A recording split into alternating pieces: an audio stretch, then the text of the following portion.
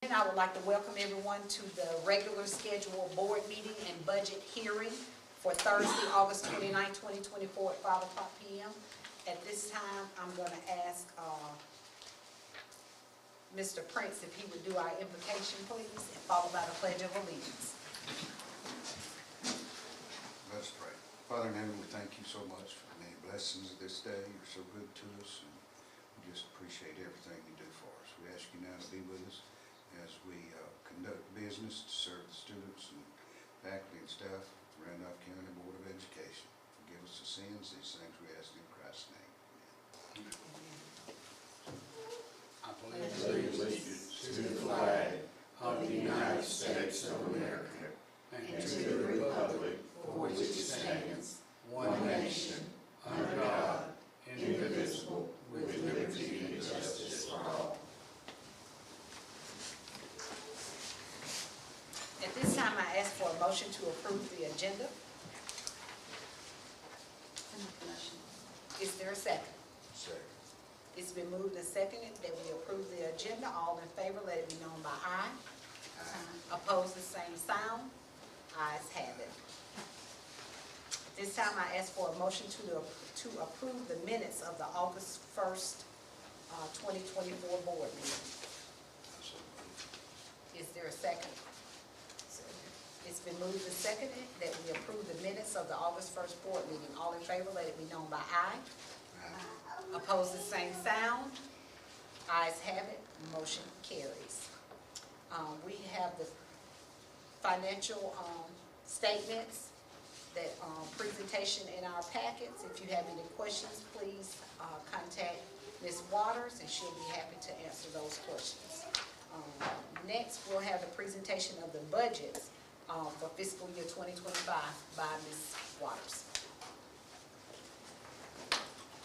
There's some more copies up here if anybody wants to look at Yes, them. PowerPoint. PowerPoint and budget. Okay, this is going to be an overview kind of the fiscal year 2025, which we are coming up on in October 1. So hopefully I'll make this quick and painless. A budget is just an estimate for our upcoming year of revenue and expenses. The funding is through the state, and they figure that amount by the 20 days after Labor Day. So we just received the funding based on the ADM, which is average daily membership for the 20 days after the last Labor Day, which was 2023's numbers. So this Monday, we'll start getting 2026's numbers. So. Okay, this is just a breakdown of all of our funds, which totals out to a little over $28 million. You can find the breakdown of how things are in your budget packet. I think the very last page shows you exactly where I pulled the numbers from, and it's pulled out of AIM. It's pulled out of the AIM portal where I uploaded into the state's portal.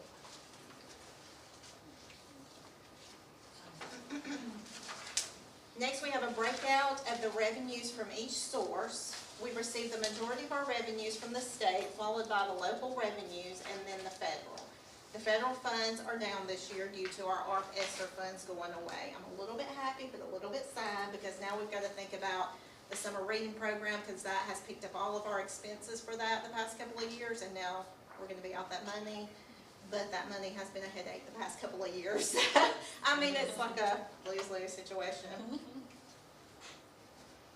And this is just kind of a visual of how the funds are broken out. Obviously, most of it's the state and local, followed by the federal. And this is just a projection of what I'm thinking that we're going to have at the end of the year. We're required by state law to have a 1-month operating balance. I'm showing we should end the year by the 2.98 reserve, and our ending fund balance should be around $6 million. And I just took on your B report on the very back, I took the expenses and divided that by 12 and came up with that one, and divided that by the $6 million to figure out the 2.98 was going to be our monthly reserve. Next, we have a breakdown of the allocation of teacher units that are funded by the state. Our ADM increased by 4.7, so we had 4.7 more students this year, which gave us a teacher unit of 0.2, so not even a whole half of a teacher unit we gained this year.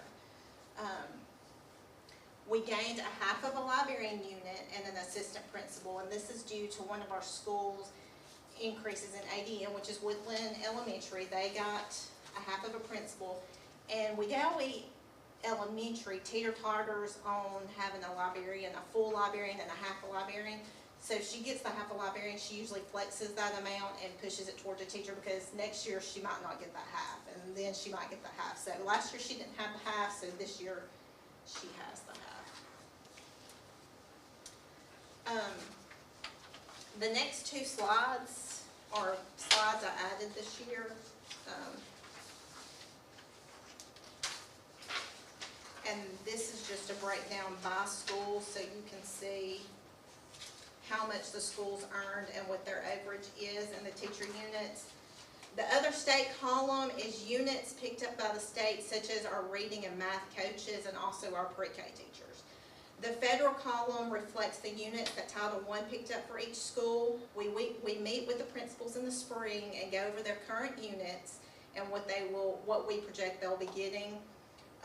We give them the opportunity to either use their funds to keep the teachers, or you're going to have to cut some teachers. So we do not get to say what they do with that Title I money. It's their choice on what they want to do, if they'd rather keep teacher units or use programs or something like that. The last column shows the average for each school. I like to keep that average around 10. I know it's hard for high schools to stay at the state earn because of electives and then you've got the career tech, so it's kind of hard for them to stay exactly. So we usually try to keep the high schools around 2.5 and not over 3. But as you can see, we're over 15 units, and so if our ADM doesn't go up, we're going to have to look at some choices that we're going to have to do for the averages.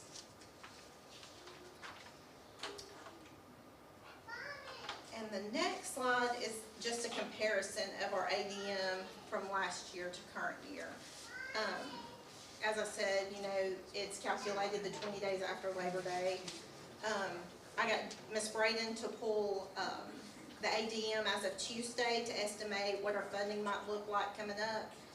And it appears in total we will be up around 20 students looking at that number. And so that's around one teacher unit. But if you look by school, you will see Wedowee Elementary and Rock Mills looks like they might gain a teacher unit, whereas RCHS and Wadley, they could lose a teacher unit. Note, these are just figures, just estimates, because it's really not going to start till Tuesday. But it's something that you like to keep a track on.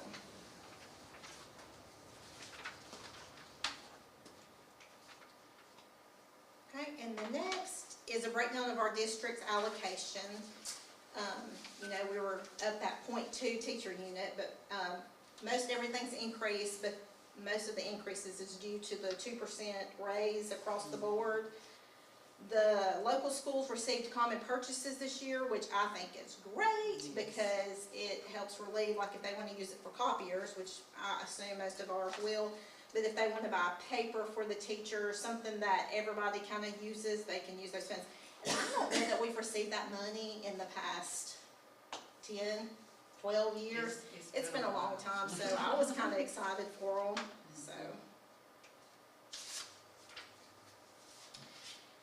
And the next slide is just a highlight of our state fundings. Half of our funding increased, half decreased. The funds that increased were due to the 2% raise. Fleet renewal is based on the funding we've received for buses. We have on our fleet that are 10 years or less.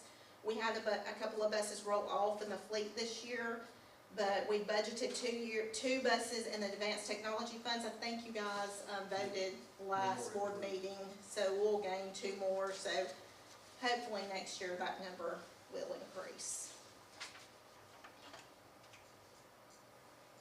And the next is just a breakdown of our general fund revenues. The 3, 4, and 5 mil is the ad valorem taxes we receive from the revenue commissioner.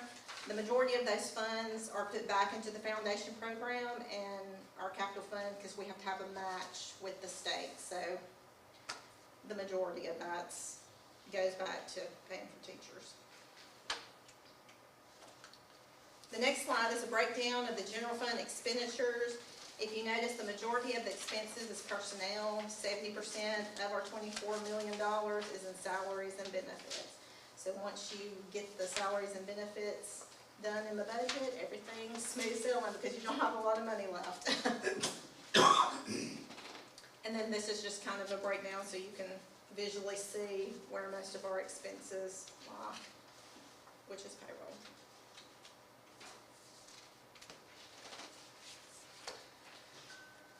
The projected expenditures for our special revenue funds are a little over $4.4 million. Some of the funds that make up this is Title I, all the title funds, IDEA, the local school, and Perkins, which is the Career Tech. And as I've said before, the ARPASSER funds are going away this fiscal year, so our federal funding is lower than it has been in the past couple of years. And this is just a breakdown of all the title funds. We have not, as of today, I have not seen a Title III allocation come out yet. So Title I, most of the Title I is spent through the local schools, and then we have Title II, Title IV and V, then we have CMP and Perkins and the local school.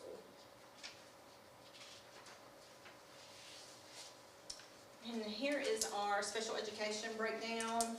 Pretty much all of it's salaries and benefits. She has a little bit in there for purchase services. I think we have some for mental health. She's been doing some grants this year for catastrophic the past couple of years. So that picks up some of her expenses. But it's amazing that special ed went down this year, even though our caseload for special ed increases so much every year. Because they use numbers from like 1997, I forget what year it is, but it's a crazy way that they configure it. It is sad because we get new special needs kids like, it feels like every day, and then your funding is going down every year. It wasn't a lot, I want to say it was less than $1,000, but still, it should be, I'm not gonna get started on that. 10 kids last year. Yes, it's crazy.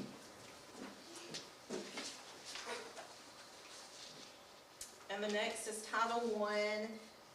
The salaries and benefits is going to be mainly for the teachers that the local schools picked up.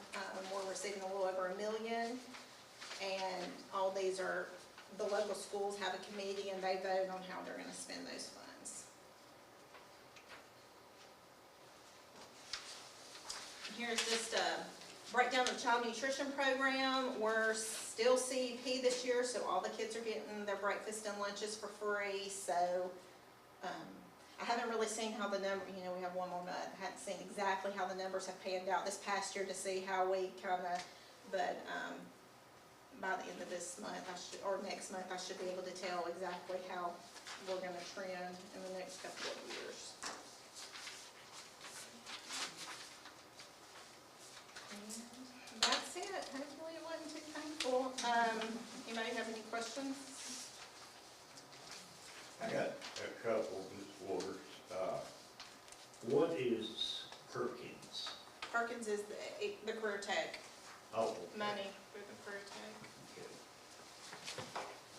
And then the second question, I think I asked you out here, and then Mr. Jacob will know, does the commission renew the 1% sales tax this year, or will it be next year? I was working on that earlier today, but I don't remember I what the can date tell you is. right offhand, this is either the second or the third year of this go-round. It's been since Mr. Foster's in, and it was on for 3 years. Mm-hmm. And as you can see with our budget, we get 1.4 million off the penny sales tax, so it would be very detrimental to our system should we lose that penny sales tax. Yeah, yeah.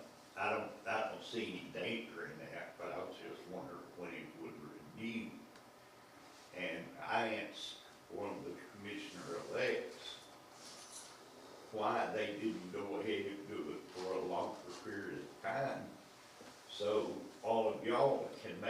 plans, and Ms. Waters can see that money coming in each year, but they don't wanna do it for more than a year at a time.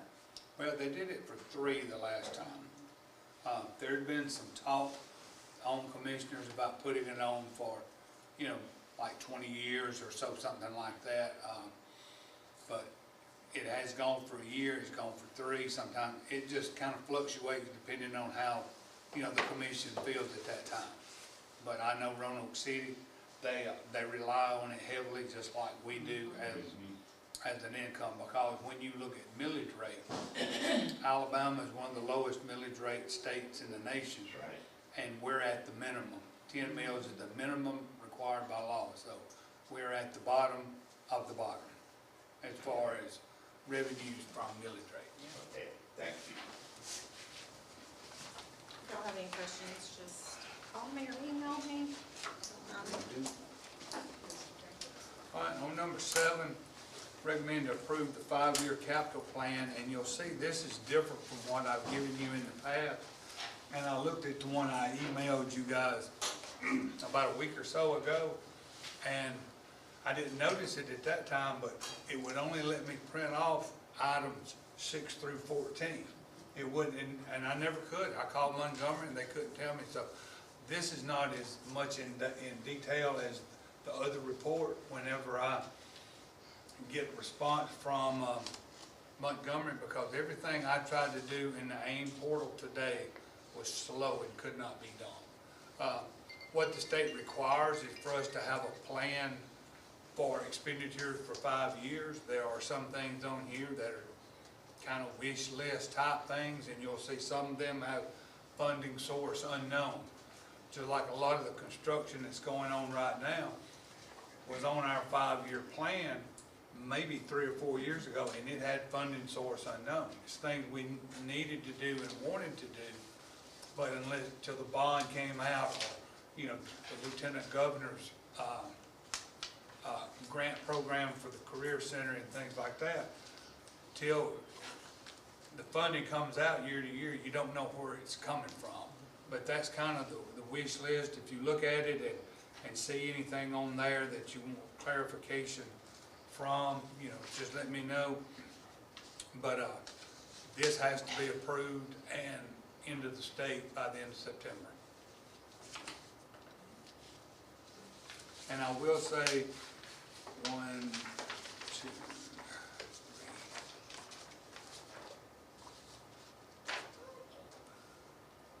The first 5 are in progress right now.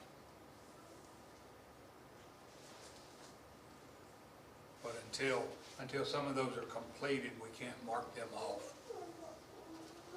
They let me go ahead and count Wadley, the project at Wadley, Woodeye Elementary, Middle, Woodland High School.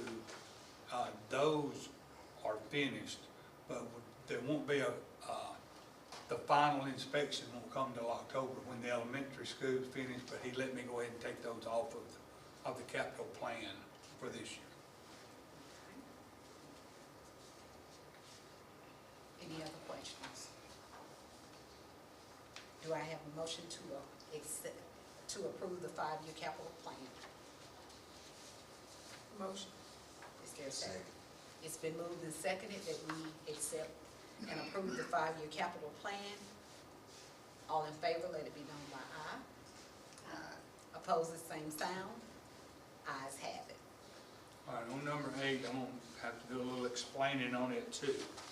But I'd like to recommend to accept the negotiated bid of $1,499,788 from Forsyth Construction for renovations at the Randolph Roanoke Career Technical Center.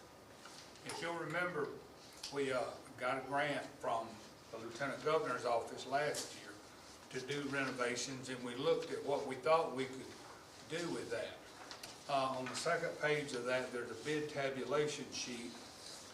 We were awarded $1.4 million from the Lieutenant Governor's office, and the bid came in at $3.587 million. So way, way over budget. Following that are some pages that that cover the law that says if you have a single bidder on a project, then you can negotiate the price with that single bidder.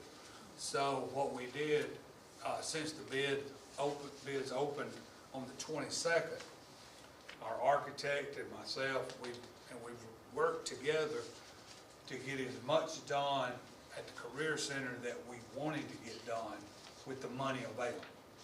And we have a 5% match on that money also.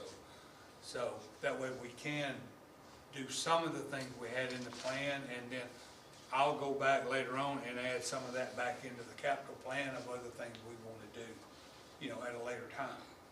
But, so in that package, you've got that, and you see what, on that proposal, those are the things that we're going to do with this. The things we were going to do that did not get included was an upgrade to the electrical system up there, and we were going to build a new set of restrooms next to the office area. So this gets a lot of the other things done, but those are the two things that we did not, that we had to kind of cut out of it, was the new building for restrooms and the electrical upgrades.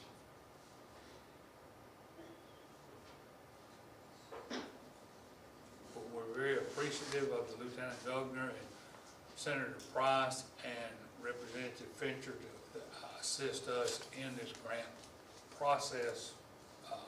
And there's another grant this year. It's only a fraction of what the amount of money the state had last year, but there is still a grant through the Lieutenant Governor's office that I'll be filling out for a grant this year.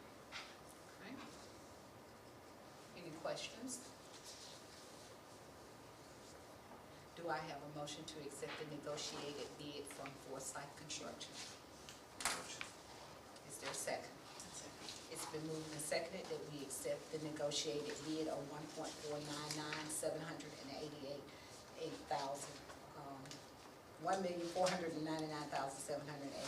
from Forsyth Construction. All in favor, let it be known by aye. Aye. Opposed, the same sound. Ayes have it, motion carries. All right, number 9, I recommend to approve the following out-of-state field trip for approximately 12 Woodland FFA students to Moultrie, Georgia for the Sun Belt Expo on October 16th, 2024 with Brad Johnson. And that'll be paid for through FFA funds, and since it's a technical program, they can use their private vehicles. Is there a motion to approve the out-of-state field trip? I'll make a motion. Is there a second? Second. It's been moved and seconded that we approve the out-of-state field trip to Moultrie, Georgia. All in favor, let it be known by aye. Aye. Opposed, the same sound. Ayes have it, motion carries. All right, number 10, I'd like to recommend to approve personnel action sheets, items 1 through 13 and 15 through 22. You've heard the recommendation from the superintendent for items 1 through 13 and 15 through 22. Do I have a motion to accept? Motion. Second. It's been moved and seconded that we accept the motion. All in favor, let it be known by aye. Aye. Opposed, the same sound. Ayes have it, motion carries. Then there's a recommendation for number 14 on the personnel action sheet from Mrs. Braden. Do I have a motion to accept number 14, recommendation from Ms. Braden? Motion. Is there a second? It's been moved and seconded that we accept item number 14 on the personnel action sheet. All in favor, let it be known by aye. Aye. Opposed, the same sound. Ayes have it, motion carries.